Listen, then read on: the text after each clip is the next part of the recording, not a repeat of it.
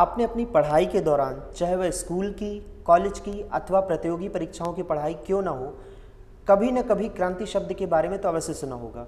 क्या है ये क्रांति?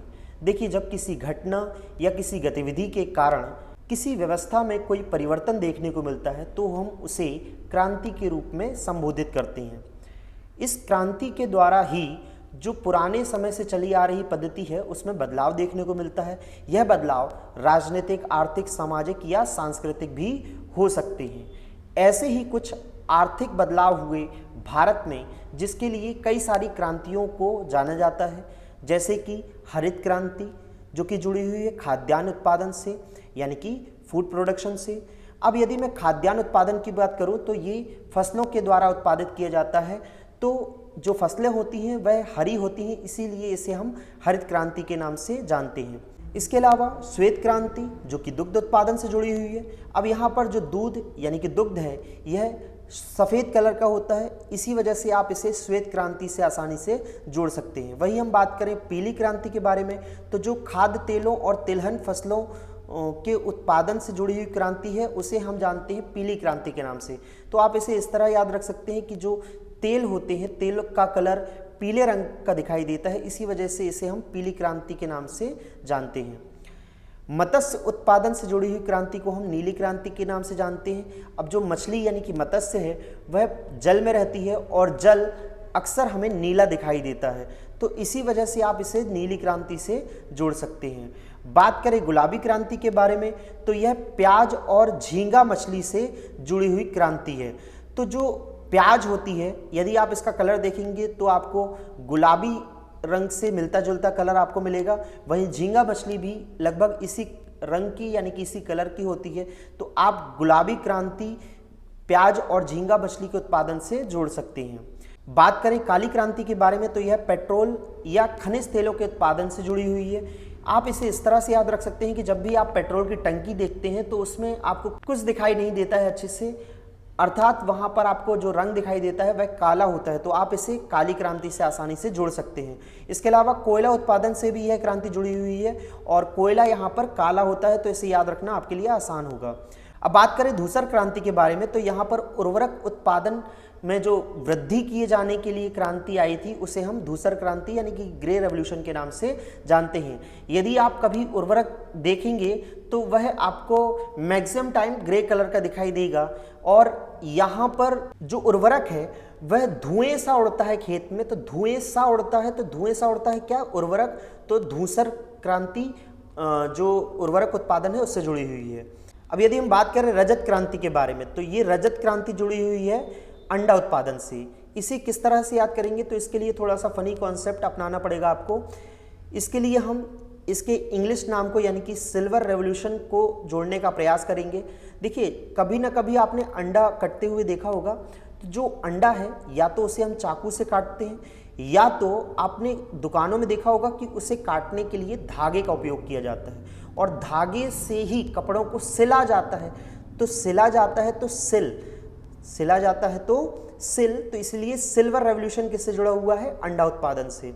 इसके बाद यदि मैं बात करूं सुनहरी क्रांति, सुनहरी क्रांति यानी कि गोल्डन रेवोल्यूशन जुड़ा हुआ है बागवानी उत्पादन से और इसके साथ ही शहद के उत्पादन से। अब ये बागवानी उत्पादन क्या होता है? जिसमें हम फल और सब्जी को साथ में उत्पादित करते हैं और इसके साथ ही शहद का उत्पादन भी करते हैं, तो इन सभी के उत्पादन को मिलाकर ही सुनहरी क्रांति के नाम से जाना जाता है। अब यदि आप इन सभी उत्पादों की कीमतों के बारे में यदि जानने का प्रयास करेंगे तो इनकी कीमतें इतनी ज़्यादा होती हैं जैसे कि सोने की ज़्यादा होती हैं, तो आप इसे कीमतों के माध्यम से जोड़ सकते हैं कि सुनहरी क्रांति मतलब यहाँ सोने से जोड़ा गया है, और सोना जितना महंगा होता है उतना ही महंगे होते जा रहे हैं ये फल या शहद या सब्जी आदि। तो इस तरह आप इसे सुनहरी क्रांति के नाम से जोड़ सकते हैं। इसके अलावा जो इंद्रधनुषी क्रांति है, इस क्रांति के अंतर्गत लगभग सभी क्रांतियाँ आ जाती हैं, जैसे कि हरित, पीली, नीली, लाल, गुलाबी, भूरी, धूसर, ऐसी सभी क्रांतियाँ इंद्रधनुषी क्रांति के अंतर्गत आती हैं। अब यदि हम बात करें गोल क्रांति यानी राउंड रेवोल्यूशन के बारे में, तो यह जुड़ी हुई है आलू उत्पादन को लेकर। अब इसे याद करना बहुत ही आसान है, क्योंकि यहाँ पर आलू भी गोल होता है और इससे जुड़ी हुई क्रांति को भी हम गोल क्रांति के नाम से भी जानते हैं। तो इस तरह आपने जाना कुछ ऐसी क्रांतियों के बारे में जिनसे ना सिर्फ भारत में आर्थिक बदलाव हुए बल्कि सामाजिक बदलाव भी देखे गए।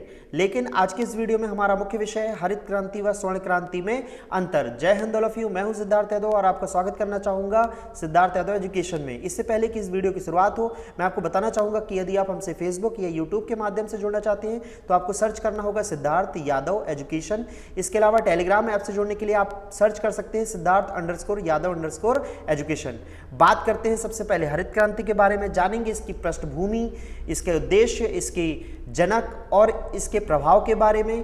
तो सबसे पहले हम जानेंगे इसकी पृष्ठभूमि। हरित क्रांति की पृष्ठभूमि की यदि मैं बात करूं तो जब भारत आजाद हुआ तो भारतीय अर्थव्यवस्था के पास आय के साधन के रूप में केवल कृषि एकमात्र साधन था। लेकिन कृषि के लिए जिन वस्तुओं की आवश्यकता थी वो भी बहुत बुरे हालात में थी, जैसे कि मिट्टी में आवश्यक तत्वों की कमी थी।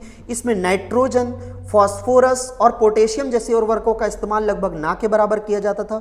वही सिंचाई की बात की जाए तो कृषि के लगभग 10% क्षेत्र में ही सिंचाई सुविधा उपलब्ध थी। 1960 में हालात और खराब हो चुके थे, देश अकाल की ओर बढ़ रहा था।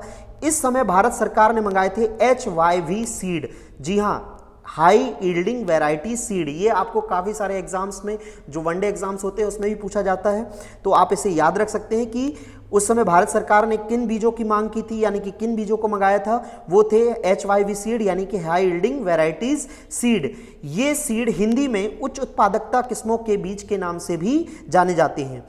इन बीजों का प्रयोग 1960 से 63 के दौरान भारत के 7 राज्यों के 7 जिलों में किया गया था और इसे हम गहन कृषि जिला कार्यक्रम यानी कि इंटेंसिव एग्रीकल्चर डिस्ट्रिक्ट प्रोग्राम के नाम से भी जानते हैं। जब यह प्रयोग सफल हुआ तब उसके बाद ही 1966-67 के दौरान भारत में हरित क्रांति को लाया गया था। अब यदि हम बात करें भारत में हरित क्रांति के लाने के उद्देश्य की, तो यहाँ पर मुख्य रूप से उत्पादन को बढ़ाना था और उत्पादन को बढ़ाने के लिए जो उत्पादन तकनीक है उसमें सुधार करना था। अब यहाँ उत्पादन तकनीक से मेरा क्या मतलब है, वह समझिए कि पुराने समय में जब खेतों में हल के द्वारा जो बीज को बोया जाता था या हल चला के उस जमीन की जुताई की जाती थी, अब यहाँ पर टेक्नोलॉजी डेवलप हो चुकी थी। यहाँ पर जो बुवाई के लिए ट्रैक्टर का उपयोग किया जाता था, वहीं कटाई के लिए हार्वेस्टर का उपयोग किया जाता था। तो यहाँ पर इस तरह से टेक्नोलॉजिकल डेवलपमेंट के द्वारा या तकनीकी विकास के द्वारा जो एग्रीकल्चर में प्रोडक्शन है या कृषि में उत्पादन है उसको बढ़ाए जाने के लिए इसी क्रांति में बात की गई थी। इस क्रांति की शुरुआत की बात की जाए तो मैं पहले ही बता चुका हूं कि 1966 से 67 के दौरान इस हरित क्रांति की शुरुआत हो चुकी थी और इसकी शुरुआत के लिए जिस व्यक्ति को श्रेय दिया जाता है वह व्यक्ति है MS स्वामीनाथन। इसी कारण इन्हें हरित क्रांति का जन्मदाता या फादर ऑफ ग्रीन रेवोल्यूशन के नाम से भी जाना जाता है। हरित क्रांति के प्रभाव की बात करूं तो इसका प्रभाव एक साल में ही देखने को मिल गया था, जब 1968 में जो गेहूं का उत्पादन है लगभग 170 लाख टन हो गया था। अब बात करते हैं हरित क्रांति के प्रभाव के बारे में, लेकिन इससे पहले हमें कृषि से जुड़ी हुई पुरानी पद्धतियों के बारे में जानना बहुत ज़रूरी है। जी हाँ, पुरानी पद्धति की यदि मैं बात करूं तो कृषि करने के लिए पहले हल का उपयोग किया जाता था। हल के द्वारा जुताई एवं बुवाई का कार्य किया जाता था, वही फसलों की कटाई मजदूरों के द्वारा की जाती थी। लेकिन हरित क्रांति के आने के बाद जो फसलों की जुताई एवं बुवाई थी वह ट्रैक्टर के द्वारा की जाने लगी, वही फसलों की कटाई का काम हार्वेस्टर के द्वारा किया जाने लगा। इस तरह जो इन मशीनों का उपयोग किया गया उससे कृषि के कार्य करने में जो समय लगता था उसमें कमी आई, वही उत्पादन क्षमता में वृद्धि हुई और इससे कृषि करने का जो स्तर था उसमें भी वृद्धि देखी गई। वही हम बात करें कि यहाँ पर हाई यील्डिंग वैरायटी सीड्स जो थे उनके मांगों में भी तेजी से वृद्धि देखी गई और इसके साथ ही जो रासायनिक उर्वरक और जो कीटनाशक थे उनकी मांगों में भी वृद्धि हुई।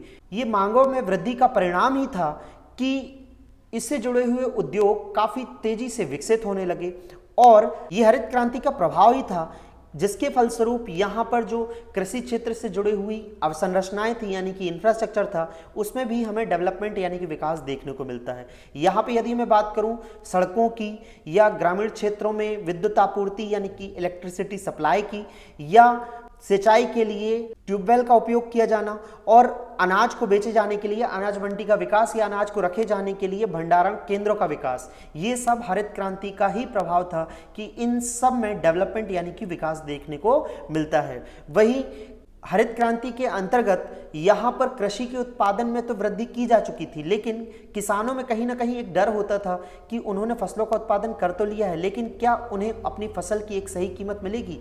इन्हीं बातों को ध्यान में रखते हुए यहाँ पर मिनिमम सपोर्ट प्राइस यानी कि न्यूनतम समर्थन मूल्य का कॉन्सेप्ट लाया गया, यानी कि किसान को अपनी फसल की एक न्यूनतम कीमत तो अवश्य ही प्राप्त होनी चाहिए, और इसके साथ ही सब्सिडी सर्विसेज यानी कि सब्सिडी सेवाएं भी किसानों को प्रदान की गई। इसका फायदा यह हुआ कि किसानों में जो फसलों का उत्पादन करने को लेकर जो डर होता था वह दूर हुआ, और कहीं ना कहीं वो जो एग्रीकल्चर से जुड़ी हुई मशीनों को खरीदने के लायक हो पाए, यानी कि सक्षम हो पाए। इसके अलावा यदि किसान को कृषि करने में आर्थिक रूप से कोई परेशानी हो रही है तो उसका निराकरण करने के लिए यहाँ पर वाणिज्यिक सहकारी बैंकों और कॉरपोरेटिव सोसाइटीज़ के माध्यम से ही उन्हें वित्तीय सहायता प्रदान की जाने लगी थी। यदि आपको याद हो तो 1966 का ही वो दौर था जहाँ पर पहली बार बैंकों का यानी कि वाणिज्यिक बैंकों का राष्ट्रीयकरण किया गया था, जिसका प्रभाव हम कृषि में भी देख सकते हैं। आप इसे हरित क्रांति का प्रभाव भी मान सकते हैं कि जब हरित क्रांति के अंतर्गत इन मशीनों का उपयोग प्रारंभ हुआ तो इसके द्वारा ही ग्रामीण क्षेत्रों में रोजगारों का भी सृजन हुआ था। लोग सिर्फ अपने राज्यों में ही नहीं दूसरे राज्यों में भी जाकर रोजगार प्राप्त कर रहे थे। तो ये काफ़ी अच्छे यानी कि सकारात्मक प्रभाव थे हरित क्रांति के, और इन्हीं प्रभावों के साथ अब हम बात करेंगे अगली क्रांति यानी कि स्वर्ण क्रांति के बारे में। स्वर्ण क्रांति के अंतर्गत फलों और सब्जियों के उत्पादन के साथ साथ शहद के उत्पादन में वृद्धि को भी लक्षित किया जाता है। इसके अलावा स्वर्ण क्रांति को ही स्वर्णिम क्रांति, सुनहरी क्रांति और गोल्डन रेवोल्यूशन के अन्य नामों से भी संबोधित किया जाता है। बात करें स्वर्ण क्रांति की पृष्ठभूमि के बारे में तो भारत के आज़ाद होने के बाद से 1980 तक केवल अनाज के उत्पादन को ही प्राथमिकता दी गई थी। बागवानी के क्षेत्र में कोई भी कार्य नहीं किया गया था, लेकिन 1980 के बाद से बागवानी के क्षेत्र में हुए शोध का यह नतीजा था कि 7वीं पंचवर्षीय योजना में बागवानी के लिए वित्त आवंटित किया गया था। इसके अलावा 1990 के दौर में जारी किया गया मानव विकास सूचकांक यानी कि ह्यूमन डेवलपमेंट इंडेक्स भी स्वर्ण क्रांति के आने का एक अप्रत्यक्ष कारण माना जा सकता है। अब वह कैसे भला? देखिए, यदि आपने हमारा मानव विकास सूचकांक वाला वीडियो देखा होगा तो उसमें मैंने इस सूचकांक या इंडेक्स को बनाए जाने के लिए 3 संकेतकों के बारे में बात की थी, जिनमें से पहला था स्वास्थ्य, दूसरा था शिक्षा और तीसरा था रहन सहन का स्तर। स्वास्थ्य के अंतर्गत जीवन प्रत्याशा का आकलन किया जाता है, और किसी भी देश की जीवन प्रत्याशा तभी अच्छी हो सकती है जब उस देश के लोगों को सभी आवश्यक पोषक तत्व प्राप्त होते हों, और यह पोषक तत्व सिर्फ अनाज से ही प्राप्त नहीं किए जा सकते हैं। अतः इसी कारण से स्वर्ण क्रांति के अंतर्गत बागवानी के क्षेत्र को विकास करके फलों तथा सब्जियों एवं शहद के उत्पादन में वृद्धि का प्रयास शुरू हो चुका था। तो अब तक आप समझ चुके होंगे कि स्वर्ण क्रांति का उद्देश्य फलों तथा सब्जियों के उत्पादन के साथ शहद के उत्पादन में भी वृद्धि करना है। बात करें स्वर्ण क्रांति की शुरुआत के बारे में तो इसकी शुरुआत 1991 से 2003 के मध्य निरपक तुतेज के द्वारा की गई थी। जी हाँ, निरपक तुतेज को ही गोल्डन क्रांति या स्वर्ण क्रांति का जन्मदाता यानी कि फादर ऑफ गोल्डन रेवोल्यूशन के नाम से जाना जाता है। अब यदि हम बात करें स्वर्ण क्रांति के प्रभाव के बारे में तो ये स्वर्ण क्रांति का प्रभाव ही माना जाएगा कि भारत 1991 से 2003 के बीच बागवानी उत्पादों जैसे नारियल, आम आदि के उत्पादन में विश्व के अग्रणी देशों की कतार में आ चुका था। और सिर्फ इतना ही नहीं बल्कि भारत में बागवानी एक आजीविका के विकल्प के रूप में भी उभर कर सामने आया था, जिससे भारत के कमजोर वर्ग के लोगों को काफी फायदा हुआ था। सुनहरी क्रांति के अंतर्गत ही राष्ट्रीय बागवानी मिशन यानी कि नेशनल हॉर्टिकल्चर मिशन 2005-6 में प्रारंभ किया गया था, और इसके अंतर्गत ही बागवानी उत्पादों के उत्पादन, फसल परवर्ती प्रबंधन और विपणन मामलों को शामिल किया गया था। बात करें उन मुद्दों की जिन्हें इस मिशन के अंतर्गत बल दिया गया था, वो मुद्दे थे कि गुणवत्ता वाले पौधों के उत्पादन और आपूर्ति क्षमता को बढ़ाने के लिए कलम बैंक स्थापित करना। अब ये कलम बैंक क्या है? देखिए, जब किसी पौधे की किसी शाखा को काट के उससे एक अन्य पौधे का निर्माण किया जाता है तो उससे हम कलम के नाम से जानते हैं, और इसी तरह के जो कार्य करते हैं बैंक, उन्हें हम कहते हैं कलम बैंक। इसके अलावा जो बागवानी की फसलें हैं उनकी उत्पादकता में वृद्धि करना, और जो बागवानी की फसलें हैं उनके लिए आवश्यक मूलभूत जो संरचना है जैसे कि प्रयोगशालाएं, कीटनाशकों का सर्वेक्षण, ग्रीन हाउस, पाली हाउस, सिंचाई, पौधशालाएं आदि की सुविधाओं को बढ़ाना। साथ ही उच्च किस्मों वाली जो बागवानी की फसलें थी उनके उत्पादन को बढ़ाना ताकि उससे अच्छे से अच्छा निर्यात किया जा सके। वहीं विपणन और निर्यात के लिए जो मूलभूत सुविधाएं थी यानी कि बेसिक फैसिलिटीज़ थी उनको भी बढ़ाना। उच्च किस्म के जो प्रसंस्करण उत्पाद थे यानी कि हाई क्वालिटी के जो प्रोसेस्ड प्रोडक्ट थे उनके भी उत्पादन को बढ़ाने की बात इस मिशन के अंतर्गत की गई थी। इसके अलावा जो टेक्नोलॉजिकल डेवलपमेंट हो रहा था उसको भी इस मिशन के अंतर्गत शामिल किए जाने की बात की गई थी। यह इसी मिशन का नतीजा था कि भारत 2008 में विश्व में फलों और सब्जियों के उत्पादन में चीन के बाद दूसरा स्थान हासिल कर चुका था। आज भी भारत के अलग अलग राज्य अपनी अलग अलग बागवानी फसलों के लिए जाने जाते हैं, पहचाने जाते हैं। यदि हम बात करें यहाँ महाराष्ट्र, आंध्र प्रदेश, तेलंगाना और उत्तर प्रदेश की और पश्चिम बंगाल की, तो यह अपने आम के लिए जाने जाते हैं। वहीं नागपुर और मेघालय की चेनापुंजी अपने संतरे के उत्पादन के लिए जाने जाते हैं। वहीं केरला, मिजोरम, महाराष्ट्र और तमिलनाडु अपने केले के उत्पादन के लिए जाने जाते हैं। और यदि हम बात करें उत्तर प्रदेश, बिहार, तो यह अपनी लीची के उत्पादन के लिए जाने जाते हैं। वहीं मेघालय अपने अनानास के लिए और आंध्र प्रदेश, तेलंगाना और महाराष्ट्र अपने अंगूर उत्पादन के लिए। वहीं हिमाचल प्रदेश और जम्मू कश्मीर सेब, नाशपाती, खूबानी और अखरोट के उत्पादन के लिए जाने जाते हैं, जिसकी मांग ना सिर्फ भारत में बल्कि विश्व में भी बहुत ज़्यादा है।